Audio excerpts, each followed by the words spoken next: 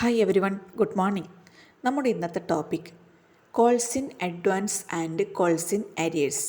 അതായത് എന്താണ് calls in advance, അതേപോലെ കോൾസ് ഇൻ അരിയേഴ്സ്.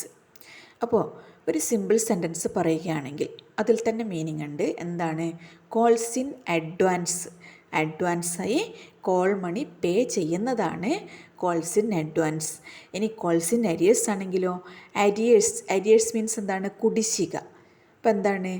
കോൾസിൽ കുടിശ്ശിക വരുത്തുക, അതായത് കോൾ മണി പേ ചെയ്യാതിരിക്കുക. അപ്പോൾ അതാണ് കോൾസ് ഇൻ അരിയേഴ്സ്. ഇനി കോൾ മണി എന്താണ്?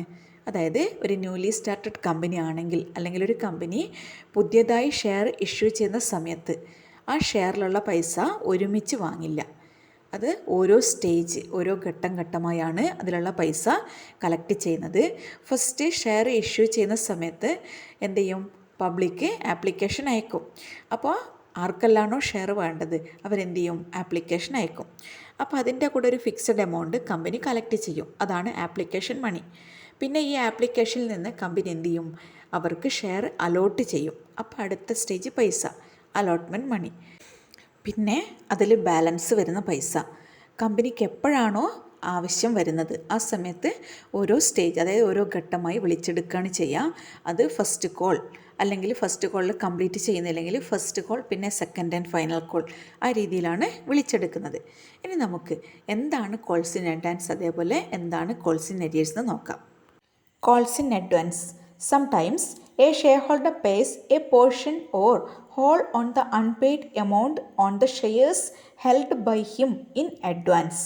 അതായത് ചില സമയങ്ങളിൽ ഷെയർ ഹോൾഡർ അയാൾ കൈവശം വെച്ചിരിക്കുന്ന ഷെയർസിൻ്റെ അൺപെയ്ഡ് എമൗണ്ട് എന്താണ്? കംപ്ലീറ്റ് പേ ചെയ്ത് എന്ന് വരാം.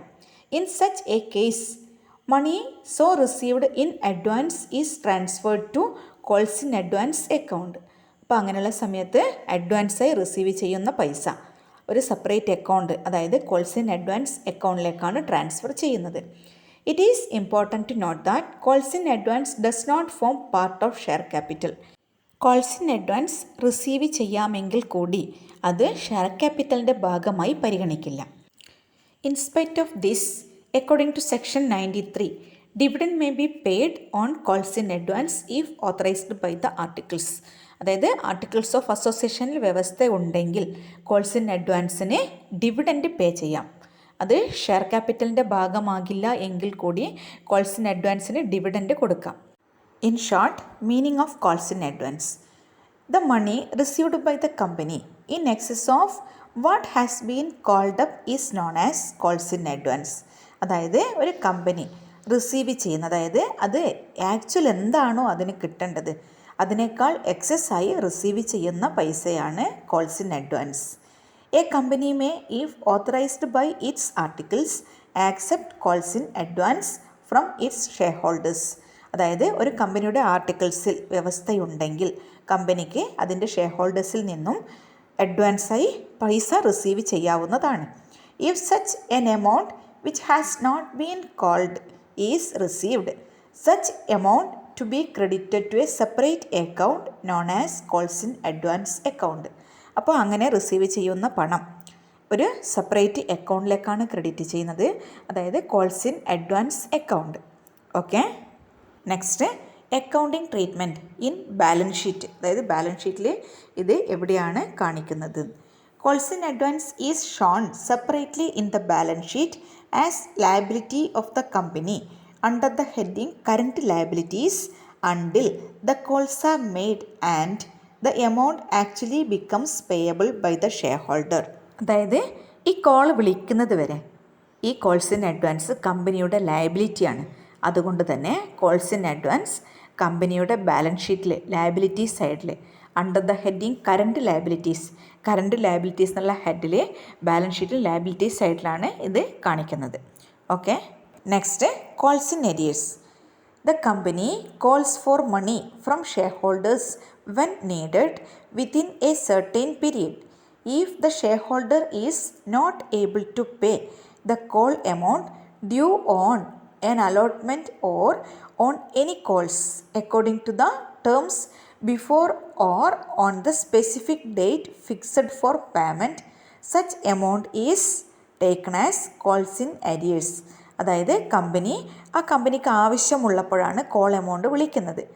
അപ്പോൾ അലോട്ട്മെൻറ്റ് അല്ലെങ്കിൽ കോൾ എമൗണ്ട് വിളിക്കുന്നതിന് മുമ്പ് അല്ലെങ്കിൽ ഒരു ഫിക്സഡ് പീരീഡിനുള്ളിൽ പേ ചെയ്യണം എന്ന് പറഞ്ഞതിന് ശേഷം ആ ഫിക്സഡ് പീരീഡിനുള്ളിൽ പേ ചെയ്യാതിരിക്കുമ്പോഴോ, അപ്പോൾ അങ്ങനെ പേ ചെയ്യാതിരിക്കുന്ന എമൗണ്ടിനാണ് എന്ത് പറയുന്നത്, കോൾസ് ഇൻ അരിയേഴ്സ്. അതായത് unpaid amount on allotment or any other calls.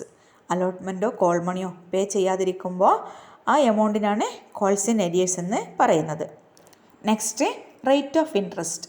The maximum rate of interest in calls in arrears is 5% per annum, whereas it is 6% per annum in calls in advance. അതായത് calls in അഡ്വാൻസിന് 6%ഉം calls in അരിയേഴ്സിന് 5%ഉം ആണ് interest rate. Next, difference between calls in arrears and calls in advance.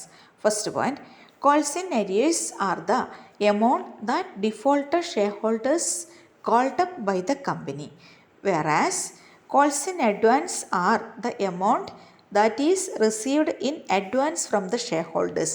Calls in advance എന്ന് പറയുമ്പോൾ share ഹോൾഡറുടെ കയ്യിൽ നിന്നും അഡ്വാൻസായി receive ചെയ്യുന്നതാണ്. എന്നാൽ calls in arrears എന്ന് പറയുമ്പോൾ എന്താണ്, അത് ഡിഫോൾട്ടർ ഷെയർ ഹോൾഡർ, അതായത് ഷെയർ ഹോൾഡർ പേ ചെയ്യാതിരിക്കുമ്പോൾ ഡിഫോൾട്ട് വരുത്തുന്ന എമൗണ്ടാണ് calls in arrears. Second one, calls in arrears can be recovered in the future, whereas calls in advance can be adjusted in the future. അതായത് calls in arrears ഫ്യൂച്ചറിൽ recover ചെയ്യുന്നതാണ്, എങ്കിൽ calls in advance ഫ്യൂച്ചറിലേക്ക് adjust ചെയ്യുന്നതാണ്. Okay. Next, third one, interest from calls in arrears is listed as the income of the company, whereas the interest from calls in advance is listed as the expenses of the company. അതായത് calls in അഡ്വാൻസിലുള്ള interest കമ്പനിയുടെ എക്സ്പെൻസും calls in അരിയേഴ്സിലുള്ള interest കമ്പനിയുടെ ഇൻകവും ആണ്. Next, fourth one, the membership will be lost if calls in arrears are not cleared, whereas there is no question of losing the membership in case of calls in advance. അതായത് calls in arrears clear ചെയ്തില്ലെങ്കിൽ membership cancel ആവും. പക്ഷേ calls in അഡ്വാൻസിൽ അങ്ങനെ ഒരു ക്വസ്റ്റിൻ്റെ ആവശ്യമേ ഇല്ല. Next, fifth one, the maximum rate of interest in calls in arrears is 5% per annum, whereas it is 6% per annum in calls in advance. Calls in അഡ്വാൻസിൽ 6% per annum, അതേപോലെ calls in അരിയേഴ്സിൽ 5% per annum ആണ് interest rate. Okay.